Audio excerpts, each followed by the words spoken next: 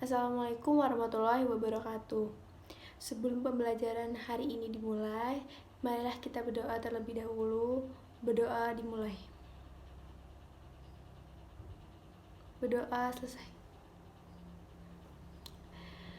Baik, perkenalkan, nama saya Wanda Asti Parawansa. Alamat saya dari Perumahan Pondok Pabean Indah, Kabupaten Probolinggo. Saya berasal dari Universitas Muhammadiyah Jember. Dan di sini saya akan menjelaskan materi tentang teks berita. Kompetensi dasar teks berita terdapat KD 3.1, yaitu mengidentifikasi unsur-unsur teks berita yang didengar atau dibaca.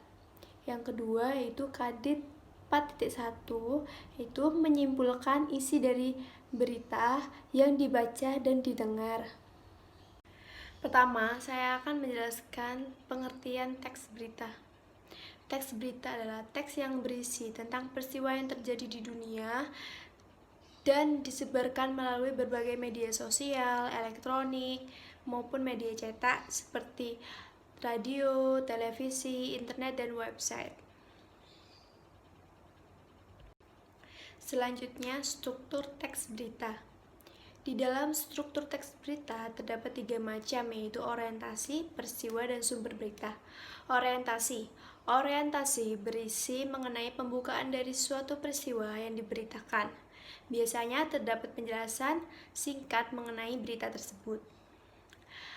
Peristiwa berisi mengenai jalannya kejadian dari awal sampai akhir yang didasari pada peristiwa yang terjadi dan dijelaskan berdasarkan fakta dari lapangan. Dan yang terakhir adalah sumber berita. Sumber berita berisi mengenai sumber didapatnya berita tersebut. Biasanya, berita yang ditambahkan sumber dituliskan pada media cetak seperti koran, tapi tidak jarang media elektronik juga menyertakan sumber berita, terutama di internet. Lalu, saya akan menjelaskan unsur-unsur teks berita, yaitu 5W plus 1H, atau bisa disebut dengan adik Simba ataupun Aska di Mega. Yang pertama yaitu what. What apa? Yaitu nama atau identitas dari suatu kejadian atau peristiwa. Apakah menyangkut hidup seseorang, atau kejadian tanah longsor dan kerusuhan, dan apa yang diberitakan. Yang kedua adalah who. Siapa? Siapa saja yang terlibat dalam suatu kejadian atau peristiwa, atau siapa tokoh utama yang menjadi sorotan utama. Yang ketiga, where, di mana. Unsur ini menyatakan lokasi atau daerah tempat terjadinya peristiwa, di mana kejadian itu terjadi. Dalam kriminal bisa disebut dengan TKP atau tempat kejadian perkara. Yang keempat, when, kapan. Unsur yang merupakan waktu dari suatu kejadian atau peristiwa yang dilaporkan. Bisa seperti tanggal, hari, jam, menit, atau umum seperti pagi, siang, dan sore. Yang kelima adalah why, mengapa. Alasan mengapa peristiwa kejadian yang dilaporkan dapat terjadi. Unsur ini juga mencangkup untuk mengetahui secara detail penyebab dari suatu peristiwa yang telah terjadi. Dan yang keenam yaitu how, bagaimana.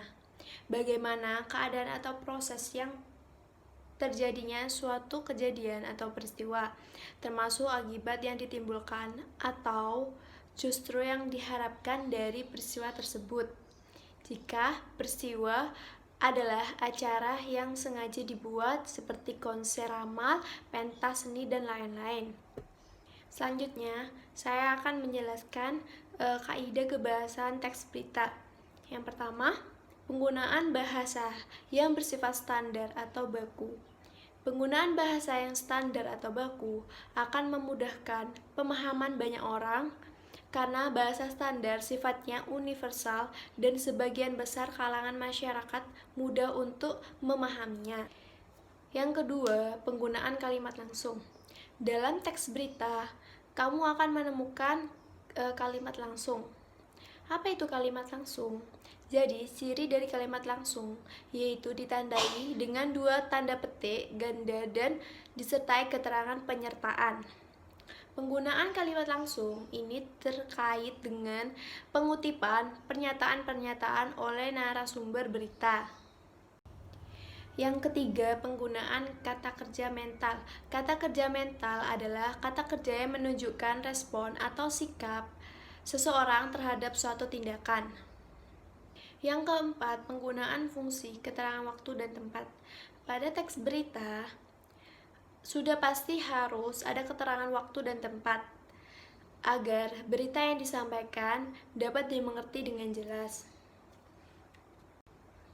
Dan yang kelima, penggunaan konjungsi temporal. Konjungsi ini biasanya ditemukan pada struktur peristiwa yang menjelaskan berita secara kronologis atau urutan waktu. Contoh konjungsi temporal yaitu kemudian, sejak, setelah, awalnya, dan akhirnya.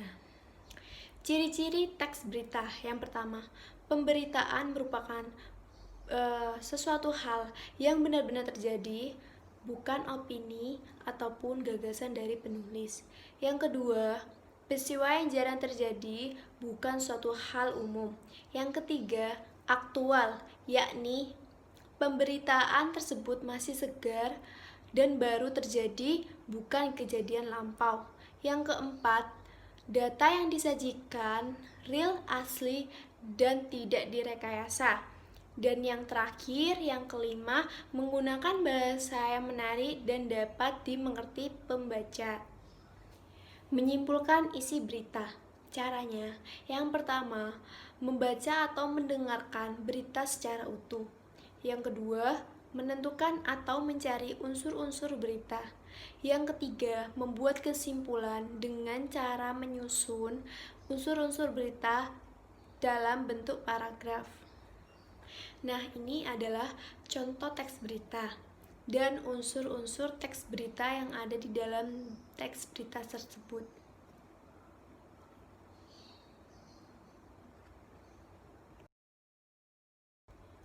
Nah, itu tadi penjelasan dari saya tentang materi teks berita.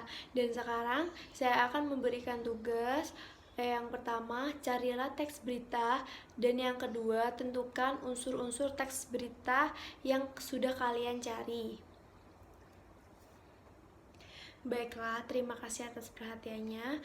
Assalamualaikum warahmatullahi wabarakatuh.